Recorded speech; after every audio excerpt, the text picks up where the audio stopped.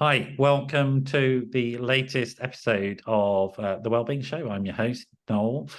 Just so you know, it's pre-recorded now, not a live show. So don't call me on a Wednesday evening if you're watching this, because I'll probably be out doing something. Not very happy with you. But do send me a message, 07506 319 745. So WhatsApp me a message. If you've got questions or queries, if you've got questions for my fabulous guest, Christine, who's joined us, then just send them to me and I can pass them on to her. And I'm sure she'd be happy to sort of discuss and sort of answers with you via me. So do let me know. We'll give you Christine's website if she got. I didn't ask her if she's got one. I'm sure she's got one. A detail so you can contact her yourself via that as well. And we're going to be discussing an awesome topic, which is sort of broadly speaking, how psychotherapies have changed in the UK and vectored towards more evidence-based practices. And Christine's own personal story reflects that, which is really interesting. So we're going to have that conversation. And without further ado, hi, Christine. Thanks for joining me. How are you doing? No, yeah, I'm great. Thank you. Nice to be here. Great. We're both Brummies as well, which is always nice when I find a Brummie in my field. I'm From Birmingham. So thanks for joining me. We've just had a fantastic pre-show chat, getting to know each other. I'm going to try and replicate that. So you're an EMDR practitioner. Now, sort of that's a bit of a mouthful, isn't it? EMDR. What is that, Christine, exactly? So it stands for eye movement, desensitization, and reprocessing. Francine Shapiro, who originated this method, said she would just call it reprocessing therapy if she had her time over again. Yes, I'm sure she would. Because it allows you to reprocess a memory. A traumatic memory is an unfinished memory that just hangs there, liable to be re-triggered by something similar that then floods you with stress hormones, feels awful. But when it's been fully processed, it can be filed away with the case closed feeling. Yeah. So you know it, but it doesn't just drop into your awareness. You can get it if you want it. Otherwise, it stays where it is. And my understanding, I'm not particularly trained in that field. I have staff who work for me who are, but my understanding is it does something about bilateral stimulation. Is that right? Moving information from one side of the brain to the other. Well, the EM of EMDR, the eye movements, one way is to use eye movements with a broad sweep like this. The other is a tactile. So you have a buzzer that just alternates left, right, left, right. You can tap yourself left, right, left, right. So it's that bilateral. Post-COVID days, there's computer-based ones, throwing a ball and catching it and stuff like that. Is that right? Or watching something on the screen? Some people use that. More likely watching, because it has to be a regular rhythmic, right, even movement. So it works through the screen as well. You don't necessarily have to be in the same room as somebody. No, it works through the screen, and sounds as well. Okay. Left, right, beep. That will do it. I don't think there's full consensus on how and why this is working. But to me, what makes sense is it nudges your brain slightly into its dreaming mode, where the left and right hemispheres are working really well together to process information through all the channels, cognitive, visual, sensory motor, auditory. So like in a dream, all of those channels of processing are present. Again, for people, I told you I was going to interrupt a lot, just for information. So dream is REM sleep. So there's two types of sleep, REM and non-REM, or deep and not deep. And two experiences that we get when we're sleeping. One is physical rest, which is the non-REM, and the other is psychological processing, which is the REM. Is that correct? Yes. And then during REM sleep and rapid eye movement sleep, it's called, or dream sleep. That's when we're dreaming and our eyes are going like that. Yeah. And during that time, information is being explored by the whole of the brain as much as possible to try and categorize it, understand it, file it. These types of processes are going on. Is that correct? Absolutely. Absolutely. Yeah.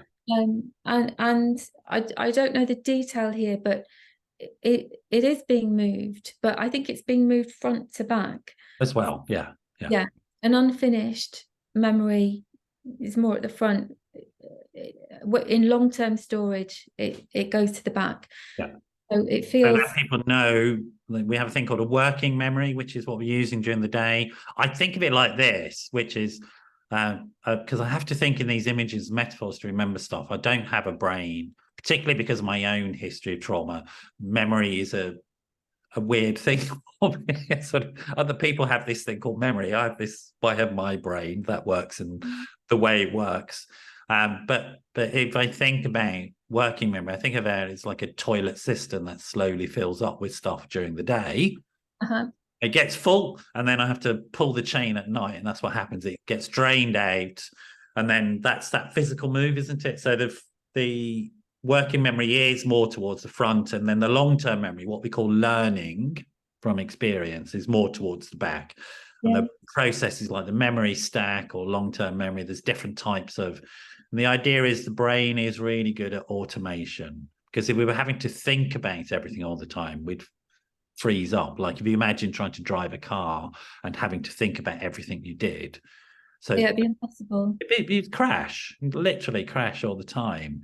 And so that's the, if you like, that's a really good example of when experience, short-term memory, has been moved to long-term memory. We don't need to think about it just happens automatically. And I think talking about automation, I think one of the most critical automatic processes to consider is that the brain instantly will categorize something as safe or not safe. Yes. And so with the therapy, what we're aiming to do is recategorize something that was labeled not safe, but actually is safe, so that you just have so much more freedom to live fully. Absolutely. And even if an experience wasn't safe, we can learn, well, it's in the past and it's not unsafe now. It's safe now because it's only a memory. Yes. And of course, our brains will generalize, which has huge advantages, but also huge liabilities. Yes. You know, so a toddler who gets bitten by a dog will generalize to all dogs are dangerous, therefore avoid them. And a phobia gets set up. So let's try and explain that bit, and then I want to talk a bit about you and what brought you into the work, because it's a fascinating story, if slightly disturbing at times as well. But it's a familiar story to me as to why people may come into this field, and some of the hope that's available in terms of healing and growth.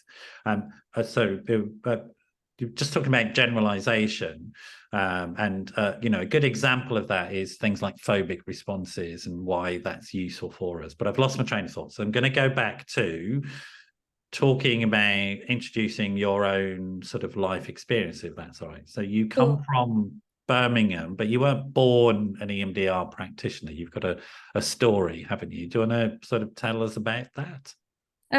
Yes.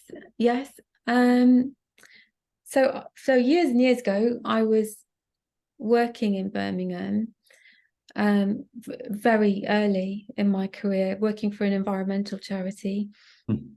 I was raped and then stalked in Birmingham. Just going to stop there. So for people that may have experienced these things who haven't, like Christine, had sort of help to get over those fears, and you may be triggered by these words, rape, there are actually there's a possibility of healing, and Christine's going to demonstrate that. But this whole story may be difficult to hear. Just know that you're not alone if you're having difficulties hearing this story. These are things called triggers, which are well known in psychological therapy, and you can get help with. And it may be that if you haven't had help yet, you're experiencing things like you may get a flashback from your triggers. You may start remembering and have intrusive thoughts. You may well sort of start feeling like you're to blame, there's something wrong with you, that it's your fault, that you're bad. And you may have thoughts about sort of hurting yourself as well. All of those are understandable reactions to a really horrible thing that's happened to you. They're not the truth. They are what you are experiencing, but there is help available. So we will put up numbers for you to contact: Samaritans, Red Crisis, other organizations that you can reach out to. And I would encourage you, if this is triggering you because you've had some experiences like that, to get hold of these safe organizations that will support and care for you, because that's what you need, is support and care. And certainly don't listen to those internal voices that tell you you did something wrong and that you should hurt yourself at all. Sorry, Christine, I always do this when we have these subjects. That's really good.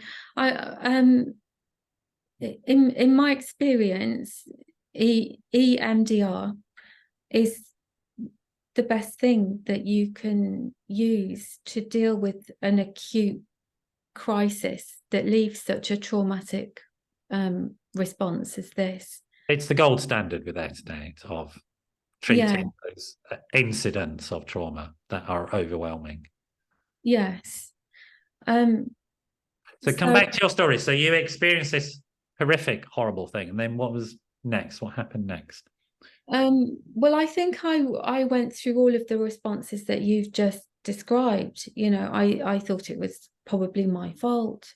I didn't think anyone could or would help me. I thought if I went to the police, first of all, I thought they wouldn't believe me. Then I thought, even if they did, even if it went to court, I wouldn't be safe.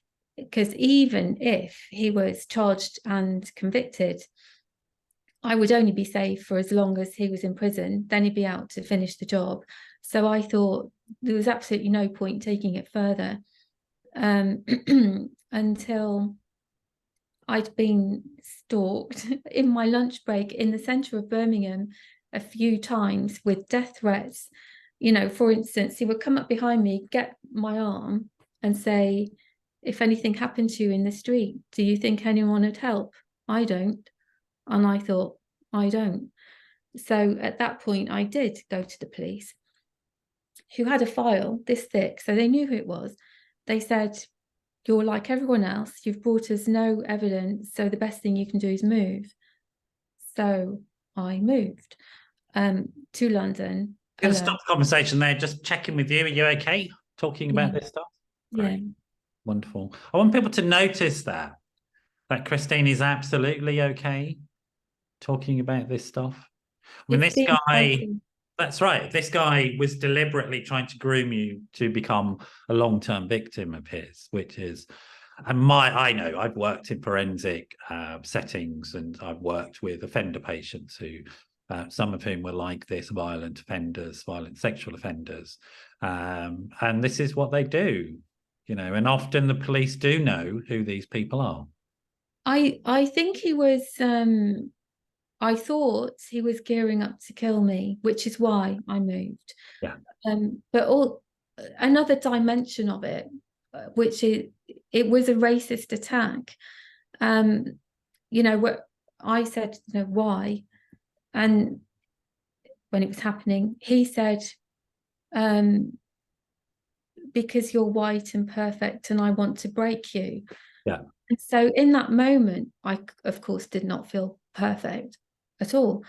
But I thought to myself, I'm not even a human being. I'm a possession in his mind of a man who he wants to attack vicariously. So, so there were layers of weirdness and trauma involved in this. So anyway. So we're just going to stop there as well, because it's really important that, because it's a complicated and difficult material for people to listen to. And again, I just want to reiterate, if it's bringing up issues for you, that it's really important to reach out, seek help. There's help out there. But also, I mean, I think it is, and again, thinking about this generalization thing that trauma does, because it would then be very easy at that point to generalize that the world is unsafe, all men are unsafe, all this are unsafe, all this, and I'm sure you did all of those things. But we do know that offenders are serial offenders mostly.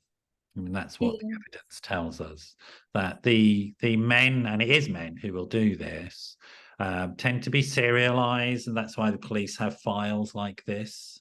Okay, it's not all men, and it's not anything at all. It's not the world, although that is what our brain will naturally tell us, and the reason for that is our brain is trying to protect us. Yes. More primitive aspects of our brain. I presume you had those generalized feelings of fear and anxiety about lack of safety in the world, yeah? Oh, totally. The world was not remotely safe. Inside my head was not safe. It was constant flashbacks.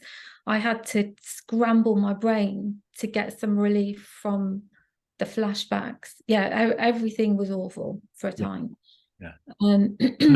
The police weren't able to help. Again, it's a tragedy that our criminal justice system fails so much, and we know it fails. It fails utterly to protect victims. Well, yeah, but then when the police officer said to me, the best thing you can do is move, I was actually relieved at that, because I thought, well, he's believed me and he is giving me some practical advice. Yeah. It's because I had expected not to be believed at all. Yeah. So you were a certain perverse sense of validation. This really happened. This person really is dangerous. I need to get out of Dodge is the message that you got, which was a practical help. Yes. So I drove down the M40 to London, crying all the way. Yeah. And lodged with a friend of a friend, got work, pretended to be normal, but had what I didn't realize at the time was derealization and depersonalization. So it was like I was in a thick glass jar, so I could see the world, but I couldn't connect with the world. It's a very familiar story. I mean, people talk about that, viewing the world through a thick pane of glass, you know, and it becomes normal, and people don't understand that's a form of what we call dissociative type response. And tell me what dissociative responses mean. What's the sort of, you're much better at this stuff than me, so explain dissociation. Well, I tend to think of it in a more woo-woo sense than the psychological sense. It's probably more helpful. I think it's not safe to be in your body. Your body can be attacked. You know, your body can be a place of pain and humiliation. So check out of it, float out of it, just zone out, go somewhere else. Yeah. And I used to go out of body when I was a kid, before I realized that was a weird thing to do. Yeah. And when I realized that was weird, then it didn't happen anymore. But yeah, there are all sorts of ways of zoning out and checking out and just not being there. Numbing is one of them, I think. A lot of kids will describe that numbing, and it makes sense of their sort of deliberate self-harming behaviors when you're understanding that numbing is part of it. I used to numb from my experiences, and oddly enough, it made me really good in a crisis. Yeah. Really helpful, because I was the one person who could be logical and thoughtful when everybody else was just gone absolutely haywire, because I wasn't feeling, I was like going, oh, okay, we'll do this, we'll do that. That's just sparked a memory in me. I did a parachute jump, and my parachute didn't open properly. It was kind of, it was a what they call a streamer, so it was out of its case, but it was in a column. So I was hurtling towards the floor, and so I knew this is what was going on, and my mind just split into two. So one part was screeching, oh my God, I'm gonna die, and the other half was just super calm. So it just said, just fiddle around with the strings, just put your hands up there and, you know. So I did, and then it went. And it does make sense of why we do these types of things, why our mind has evolved these strategies. I had a similar thing when I was scuba diving and I was running out of air. You know, if I panicked, I wouldn't be here today. But I went completely numb and calm and remembered the training and told the instructor, I'm going to stop breathing soon. Can you help? Yes. Which, when you're underwater, is not a very helpful state. Oh. Do you know what I mean? So that these things, and again, I do think about these approaches as, you know, they are incredibly creative and useful strategies by the mind in these extreme circumstances, and they make absolute sense in the extreme circumstances. What the problem comes, I think, is that they become symptoms that interfere with non-extreme life. And ideally, life is not extreme, right? Ideally, life is pretty normal and boring. Yes. Well, the way it seems to me is that we've evolved these different mechanisms for survival. Yes, yes.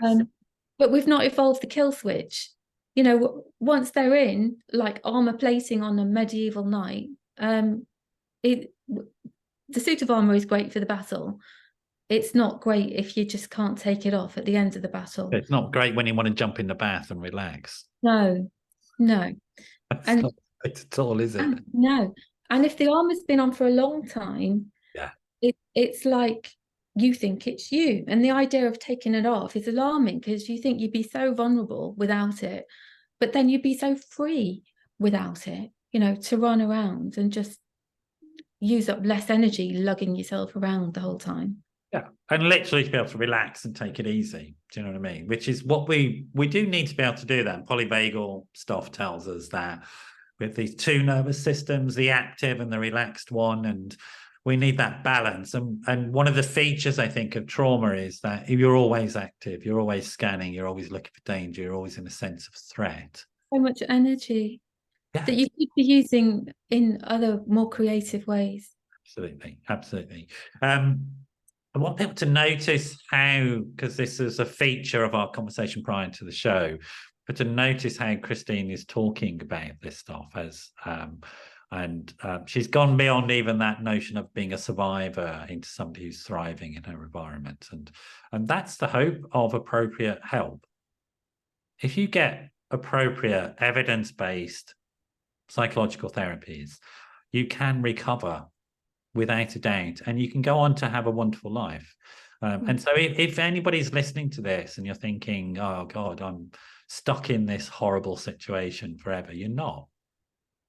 No.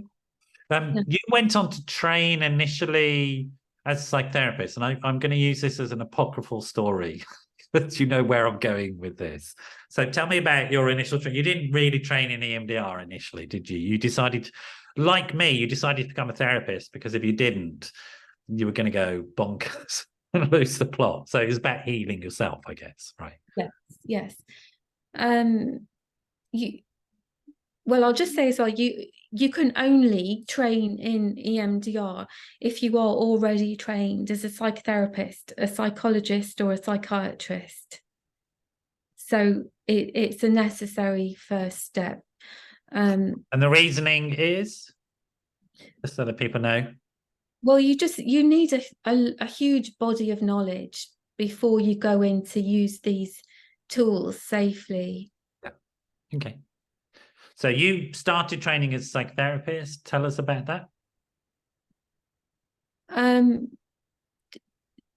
Do you want the train bit first, or as in? However you want to say it, to be I'll, honest, Christine, whatever comes to mind right now, and just in response to that. So, right. Especially your story, you're working in London, you've got to London, you're working in London, but you're sort of in survival mode, I guess, and you're looking for help, right? And because it was awful, it was daily, nightly flashbacks, and just a very difficult situation. I think part of the thing about trauma and depression as well is that it alters your relationship with the future. So at that time, all I could see was more pointless torture, and I couldn't see a solution. Yeah. I couldn't imagine being understood or being helped. So I just thought, okay, I've had enough of this. I'm checking out now, and decided to go under a train. Ashamed to say, didn't give a thought to the train driver at that time. I've since worked with train drivers who've had the hideous experience of having someone die in front of their train. So in that moment of hearing the train coming, I had a vision of my parents being told, and thought, okay, I can't do that to them, so I'm going to be here. So I better make myself useful. Had a few sessions of counselling, which put me on the road to recovery. The experience of someone tolerating me when I couldn't tolerate myself was enormously beneficial. Yeah. Mind-blowing, I should imagine.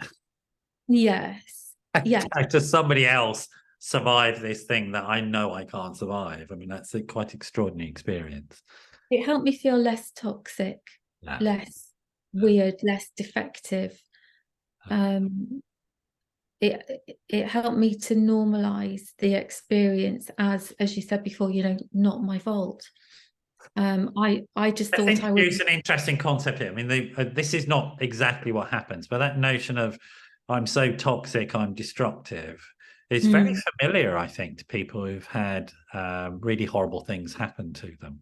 And that notion of this damage that I am will destroy. And some early practitioners who are, they're not necessarily evidence-based, but they are intuitively correct, I think. And I think about, Klein's notion of the child believing that they will destroy the caregiver.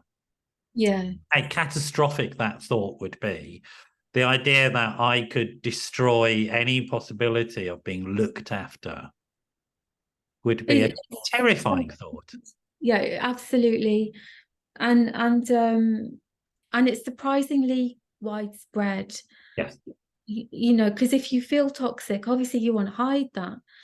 And so it takes some quite deep work with a really good working alliance for that to be even, even the very idea of revealing any of that.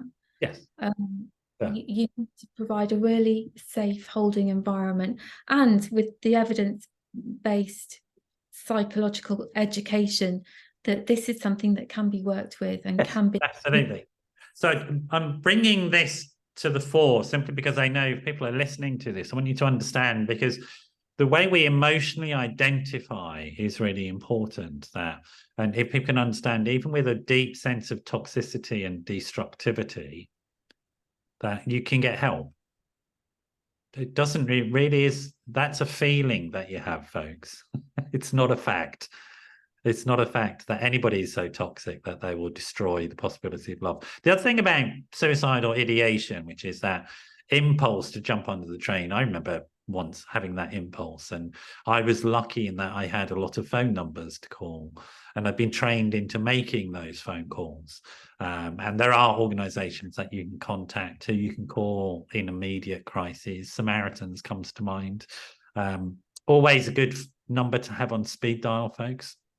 And so if you feel an overwhelming impulse, and there aren't those good enough objects which Christine had in her mind to go to and say, I can't hurt them, my mum and dad, organizations like Samaritans can take that place. They really can, and make that call before you make a permanent decision. Because one of the awful things about, as I mentioned, about depression is it convinces you that there is nothing good to come. Yeah. And it's such a distortion of the truth. Absolutely. It's wrong. It's fundamentally incorrect. It's not factual at all. It's extraordinary. And it's also that thing, and I know you have an interest in story and myth and experience, and And you've got to ask yourself this question: is it rationally possible that people have not survived these things? Because this stuff, awful things have been happening throughout human history, and yet we're still here.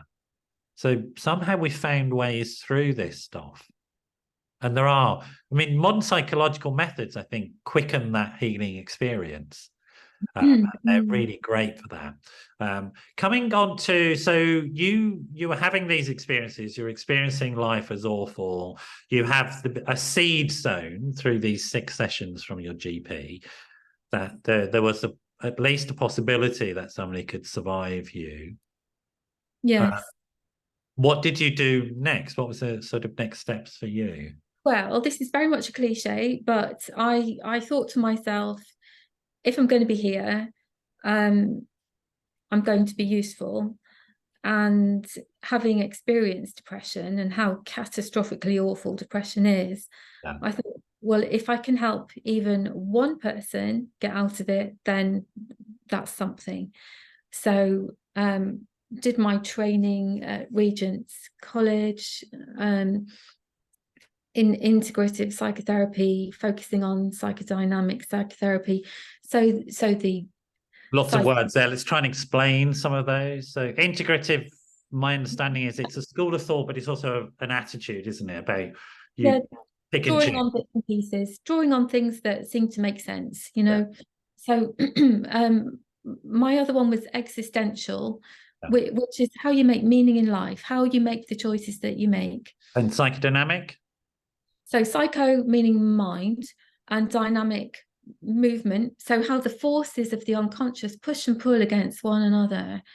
You know, you've got basically reaching drives and inhibiting drives, and it's in simple form a stop-go system, but also in Freudian terms the aggressive drives, you know, the greedy, hostile,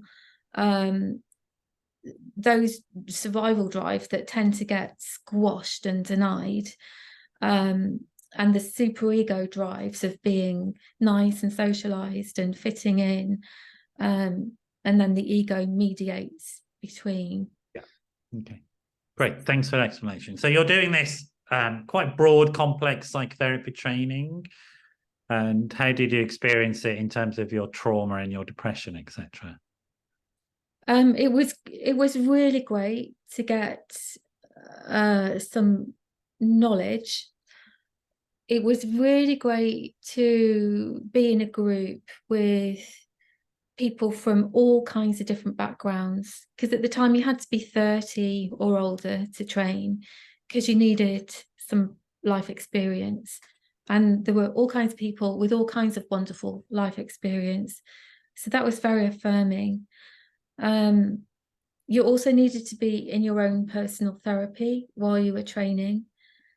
My therapist was very much pushing me to accept that I'd been sexually abused as a child when I knew I hadn't. Yeah.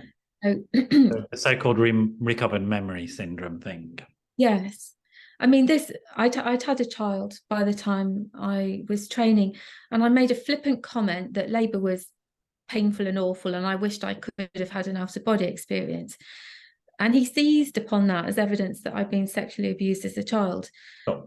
And he was giving me books to read. I was dutifully reading them, coming back saying, very interesting, but not me. So he'd shake his head and say, you're not ready for the memories to surface. Yeah.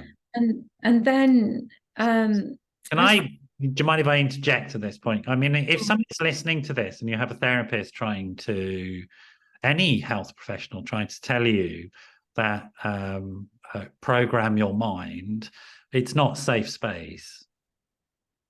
I'm saying that as a professional. You need to end that relationship. Go and seek a professional who isn't going to try and program your mind into what they believe is going on. And particularly this whole recovered memory stuff is, you know, I don't think there's so much of it around at the moment, but it was rife for a while. And it was the sort of last death throes of some professionals trying to push a theory of human development onto us, which is just not true. So it does come from sort of post-Freudian thought and Freudian thought, and we should know that Freud himself had his own issues, and that affected his views of the world. It's almost certainly the case. I think Freud was sexually abused, hence he wrote all these theories about it, because we know that children who are interfered with sexually tend to sexualize their relationships. That's what happens. It changes our personality.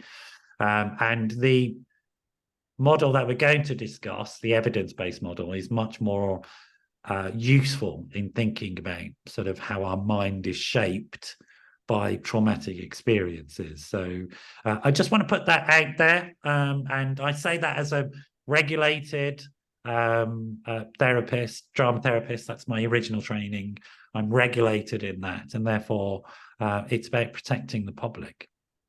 And so if you're seeing a practitioner who's trying to force a theory onto you, end the relationship and find somebody who won't. It's very important, because I didn't think at that point I needed therapy. I was jumping through the hoops for my training as far as I was concerned at that point. Yeah. And I started to come under the spell. I started to think, oh, maybe he knows something that I don't know. And even a weird feeling of specialness about it. Luckily for me, I had a conversation with my sister who said, don't be ridiculous. Of course you weren't. And that jolted me back into reality. If I'd made accusations, it would have destroyed my dad. It would have been catastrophic. So I made a complaint that was handled in a very mealy-mouthed, slight, tiny little slap on the wrist kind of a way, but then did what you said and ended the relationship. But it has made me very, very aware to be ethical at all stages and do no harm, and not assume that you know something that you don't actually know. Yeah, there is a long, I mean, it's not just that therapist. There's a long history in all mental health services of abuse of power, you know, and it happens at every level. I mean, women used to be hospitalized routinely through theories about their defectiveness. I worked with women in learning disability hospitals who didn't have learning disabilities but pretended they did, because when they were younger, they'd given birth out of marriage and therefore were incarcerated in learning disability hospitals. Because I worked on these hospital closure programs, and I met those women, you know, who that had happened to. We've had all sorts of abusive practices, and it's really important that people understand the difference between abuse of power and ethical practice. And ethical practice really means that the practitioner is open to being challenged. They can demonstrate why they're doing something, show you the evidence for it, talk to you about the outcomes, and talk to you about who holds them account professionally, who will take them apart, you know. So I'm regulated by the Health and Care Professions Council from my training as a drama therapist. And if people have a problem with my practice, they go to them. And they're there to protect the public. This do no harm thing is really crucial, I think. Yes. Particularly with people who are very vulnerable because of trauma. But nevertheless, your training was useful in terms of getting you to a certain place, and then you sort of found that it wasn't dealing with what you needed it to deal with. Is that right? Would that be a fair summary? Yes. I found these sort of endless digging for more problems rather than finding solutions. Right. Thematic. And this is where EMDR comes in, because it's very, very solution focused. It's very simple in its essence. We're looking for current problems in 4 broad areas. I'm not safe. I'm not good enough. I'm powerless. It's my fault. And then having identified, you know, what's not working now, what would you prefer to be different now? Then we go back to find the origins of these dysfunctional patterns of thought, to rework them. Yeah. And we're using memory and fiction, but in a very explicit way. So say we're reworking a childhood memory of being subject to parental violence. We would bring in a team, nurturing figures, protector figures, a wise figure, to explicitly reprocess that memory. So for me, I think in pictures, it's like having potholes in the road. It's a very bumpy, uncomfortable ride. So you put a new layer of nice, smooth tarmac over that road, and you can peel it back and find the original potholes if you want. But why would you when you've got something much nicer to land on first? Yeah. As in the reworked memory. And from a theoretical psychological perspective, my understanding, and this is how I shifted from sort of digging around to working very much with things that would help me improve my life. There was something about I needed a toolkit. I needed to be able to function better. In sort of early psychological theory, it's that shift from having to imagine or framing experience as something whereby if you dig into it and find the root cause, then you suddenly magically heal, right? As opposed to what the evidence suggests is that if you can manage this moment better, then the moment in the future is likely to be better. Yes. Going forwards, yes, your psychological development is more effective, more flexible, broader, allows you to become much more pro-social, engage in the world in ways that make you feel good about yourself, where you respect yourself more, etc., etc. And if you can do that, then the future is of necessity going to be better for you because you acquire skills that allow you to be successful in the world as opposed to successful in your own mind. It's something like that. That's how I think about it. Does that resonate? Yes, it does. And I think it encompasses like basic beliefs about the self. Yeah. You know, so children who've been abused or neglected tend to internalize, I'm bad. You know, it's my fault. There's something wrong with me. I'm an idiot. There's a whole long list of things that kids will internalize. And it's better to be the bad child of good parents than the good child of bad parents. Yes. Explain that, because it's such a fundamental truth. I mean, it's maybe shocking to people to hear this, but can you tell me what that means?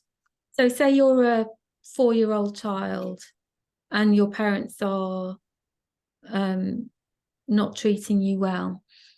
They're shouting or hitting or whatever they're doing.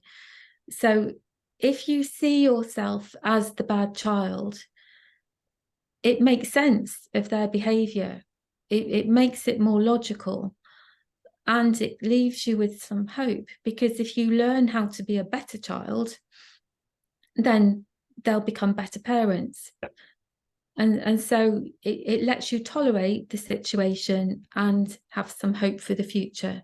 Whereas if you see yourself as the good child of bad parents, it's overwhelmingly terrifying, because you are trapped with mad, bad people who have huge power over you. Yeah. So it's like that abusive stalker has got hold of you and taken over your life. Yeah. Then there's no possibility, is there? Right. No. And the long-term consequences for a child in that situation, I guess, would be thinking about patterning, thinking about automation, would be that then they go through life adopting the strategies that will reinforce that. Yes. And so later on in life, as they grow, they find people that are not nurturing, not helpful, that reinforce these internal sort of messaging that they have. Is that correct? I think you just get onto the hamster wheel of the same problems and the same pain again and again and again. And I think this is what Gabor Mate describes really well in some of his videos on attachment versus authenticity. Right. Tell us about attachment. It's an interesting way because you overlay your work now in EMDR with attachment understanding as well. Yep. So tell us about attachment, what that is essentially from your perspective. If you were lucky enough to grow up in a psychologically and physically safe household, you're likely to be securely attached, meaning you can relate to people on a very upfront basis. You can bring your whole self to their whole self and have as an adult to adult, productive, enjoyable So relationship. attachment literally is that word. It's a cold word, which means the range of emotional bonds between me and another person for good or ill. Yes. So there are various different forms of insecure attachment where, so as a child, you are dependent for your survival upon your parents or caregivers. If they are also attacking or also neglectful or problematic or volatile or unpredictable, then the attachment to them is both necessary for your survival, but also puts you in the danger zone. So you have to develop strategies for managing the danger. So I want to describe to people how profoundly important attachment is. So a newborn baby is born with 5 things that they can do for their survival: rooting, grasping, suckling, tracking, and smiling. That's what a newborn baby has generally. They are very much about grasping, is about an old thing about holding on to the person who's going to feed you and care for you. So if you get baby's fingers, they do that. You know, if you do it to their feet, they'll try and do that because we used to be monkeys, or sort of like monkeys, and our feet will try to do that, but they won't anymore. Rooting is literally looking for the breast to feed. So a baby will do that. Will start pulling your clothes apart because it wants some nosh. Grasping, rooting, suckling is babies have no gag reflex. I don't know if you've ever seen a baby feeding on a breast. The breast is down here, so they don't choke. But later on, they get hiccups and they develop so grasping, rooting, sucking. Tracking is, and these are the social attachment things. Tracking is a baby is primed to notice human-shaped things and track them because of this next thing that they do, which they practice in utero when nobody is there. This primary social attachment. If a baby smiles, just think about you. You look at a baby that smiles, you automatically go, oh, you have these warm, loving feelings towards them. And so a baby is programmed to get those warm, loving feelings out of you, to form attachments, because they depend on you to survive. That's how deep this stuff is. Mother Nature's programmed. We practice in utero when there's nobody there. You can see these wonderful videos of in utero fetuses practicing smiling and stuff like that. Sorry, Kristen, you're going to say? Oh, that just made me think of the blank face experiments that were done in psychology labs. And how quickly babies get distressed if you're not smiling. Yeah, absolutely. They upset me. I don't like to see babies upset. They get over it. They're very resilient. That's just me being a softie. But it is really important, this stuff, that we understand that a rupturing and difficulties within attachment processes can be quite significant. But also we can overcome them. And again, this is the difference between previous old psychological methods and the modern evidence-based psychological methods, is that we understand this thing called neuroplasticity and neurogenesis. We know that our brains can shape and evolve going forwards. And our personalities, even if they've been encoded at a very early age by difficult things, we can reprogram our personalities through what we do and through the choices that we make in our relationships with other people. You would want to say something about that? I was thinking of at one of the EMDR conferences a while ago, Anna Gomez, who does EMDR with young children, she does brilliant work. they've had their attachments very, very ruptured, so that they are phobic of their own needy selves and will attack neediness in themselves. Yeah, totally. Makes absolute sense. Yes. So she uses the sand tray with toys and figures, and will repair the attachment with them. And she'll do the left, right with a paintbrush on their hand. So she'll watch. Really? Wow. Play. How exciting. Yeah, it's so good.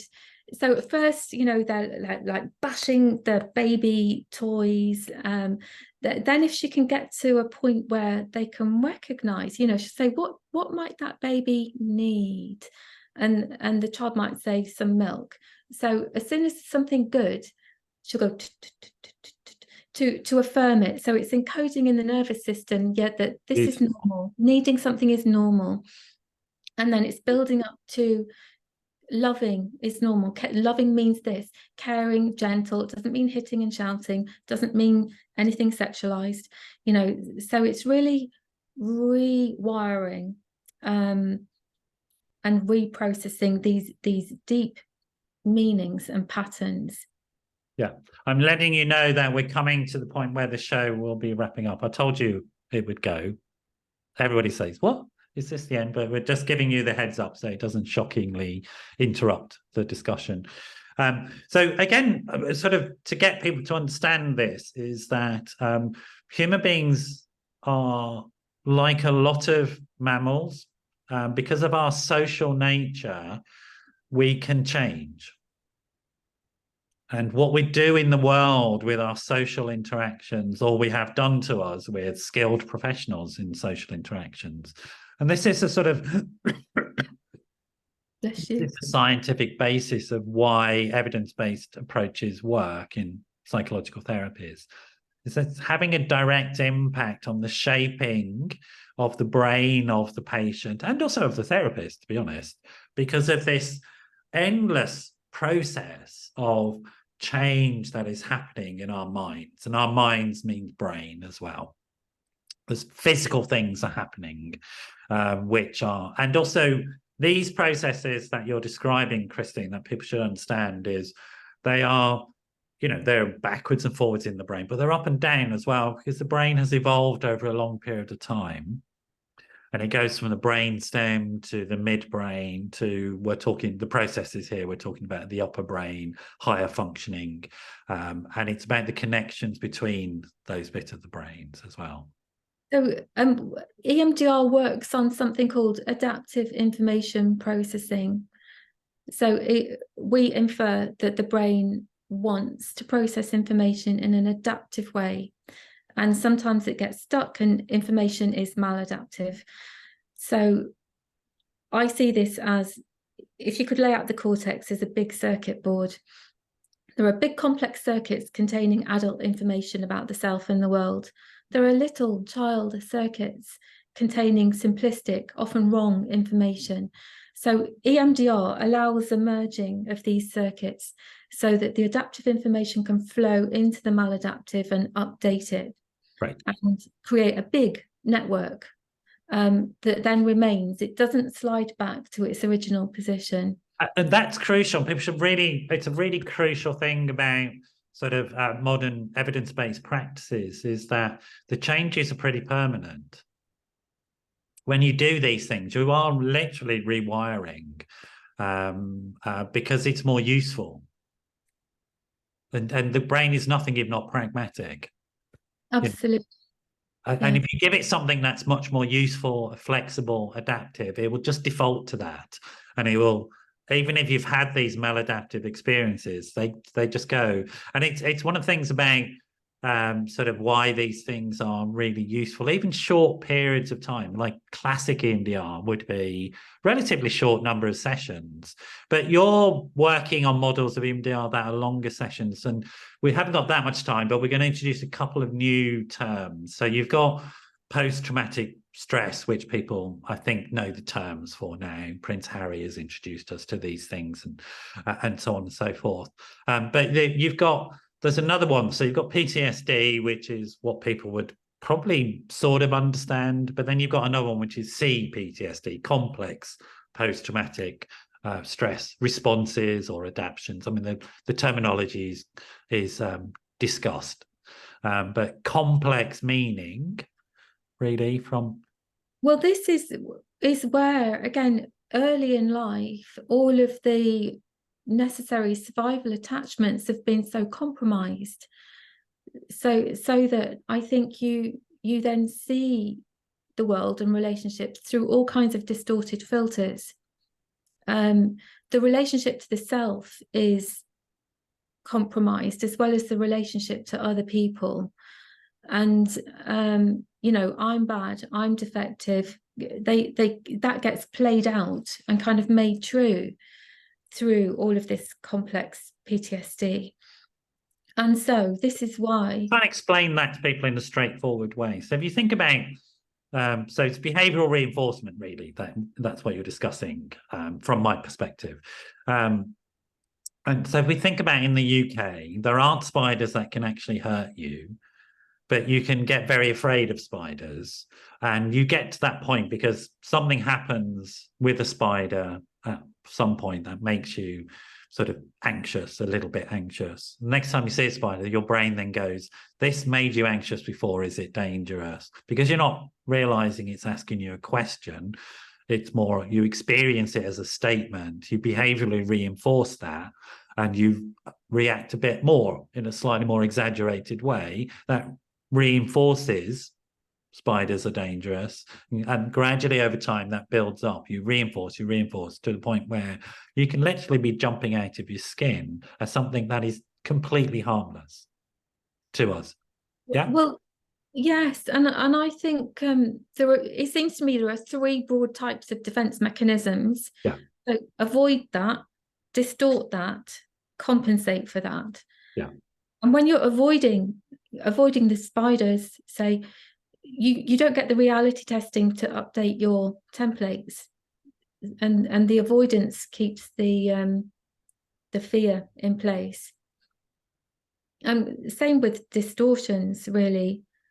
I know we're off on a different topic here, and if you're compensating as a default way of keeping safe, you're again keeping all kinds of attachment styles and limiting beliefs. Yeah. Again, it's really important knowledge for people to have. And again, I would say it's all part of safe practice that you want, when you're working with somebody, that you want them to be able to, like Christine, be able to just simply explain stuff. There has this to is what be goes on. Otherwise, it's just kind of smoke and mirrors. It really is. It really is. And so it's really important stuff. It's also because I'm excited and interested, Christine, so I go for all sorts of tangents. That's my untreated ADHD probably sort of going, so coming back to this idea of complex, deeply embedded trauma and trauma responses that are so deeply embedded, they're just me, they're not trauma, this is how I am. What are you talking about? This is trauma. How could this be? It's who I am. Right. That's what sort of how I understand complex PTSD. Yeah. That these maladaptive defenses, which are survival mechanisms to a horrible situation, become who I am, as opposed, and then I get caught up in repetitions of those experiences. I'm reinforcing, but they are difficult to treat with classic formulations of EMDR because, you know, it's not a discrete event. No, it's a whole, the way I see it is you have to relay the foundations of your inner world. Right. Then build upon that. And so this is why... And based upon that knowledge Christina gave us earlier, folks, which is that adaptive rewiring. So there's a process of identifying where that needs to be. And it's definitely not the same as going backwards in time to find the root cause. It's about rewiring the process.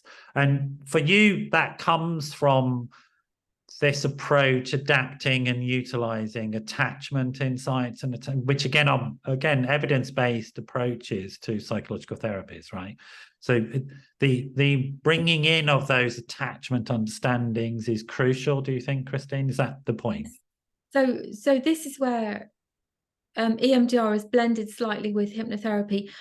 Laurel Parnell brought her hypnotherapy background to EMDR with the great use of nurturing figures and protector figures and a wise figure, because they give the feeling of it being safe to connect and the feeling of being a worthy enough person to protect. You know, so good enough, safe enough is fostered by the use of these protector figures and nurturing figures. The wise then have internal experiences. You might call them objects or figures or ideas, mental constructs that are kind as opposed to cruel. Absolutely. And it makes all the difference. Yeah. So subjectively, you can just relax into being in the moment. You can relax into being yourself. You can relax into trusting your judgment. This is when you've done a bit of work to build up, you know, this new foundation. The world itself can become a benign place rather than a great big torture chamber.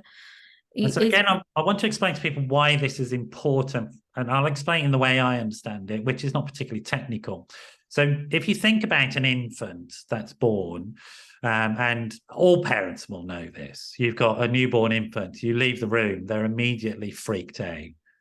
And it takes ages for them to learn that you leaving the room doesn't mean that you're dead or you're never coming back or they're abandoned, because what happens is they internalize you and the experience of you so that they can then, not consciously, it's not a thought through process because they don't have language, but they have a physical experience of that you continue to exist inside, and therefore they can manage fear and anxiety that you're not physically in front of them. They can soothe themselves. They can self-soothe and hold on to a sense of it. It's not a disaster, that it's okay, that it is safe. Is that something along those lines?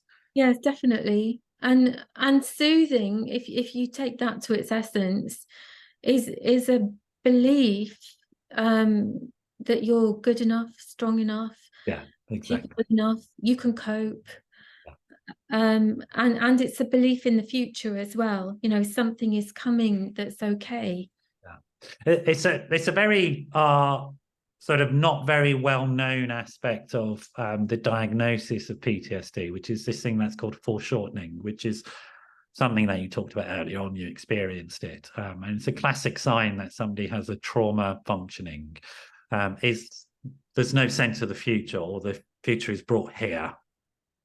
They don't project ahead to, and it's just here, and it's bleak, it's grey, it's devoid of colour and joy and anything like that. It's slightly different to the depressive sort of view, but it's a very interesting feature. And once you start working with this, then suddenly people start to see a future. And they're going, oh, wow. And they start to have a horizon to their experience of life. We're going to have to sort of leave it there. We're at the end of time.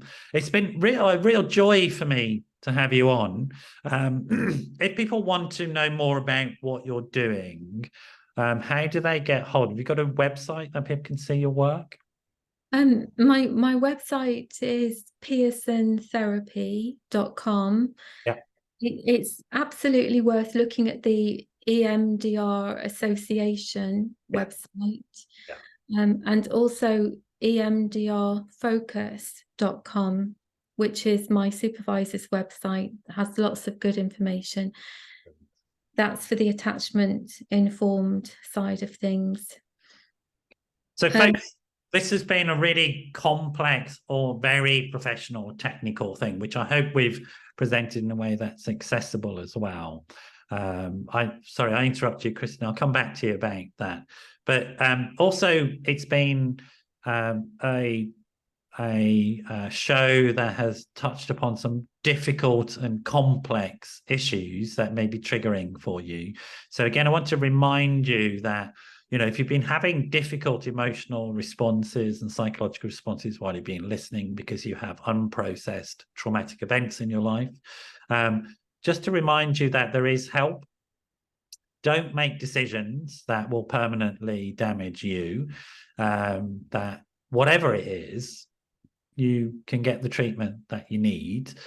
Christine has pointed, certainly her website herself as an ethical, well-trained, experienced practitioner. The other websites that she's mentioned, but I remind people of the support groups, Rape Crisis, Samaritans.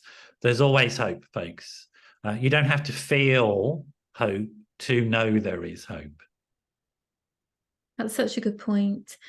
I was also going to mention Parnell Institute.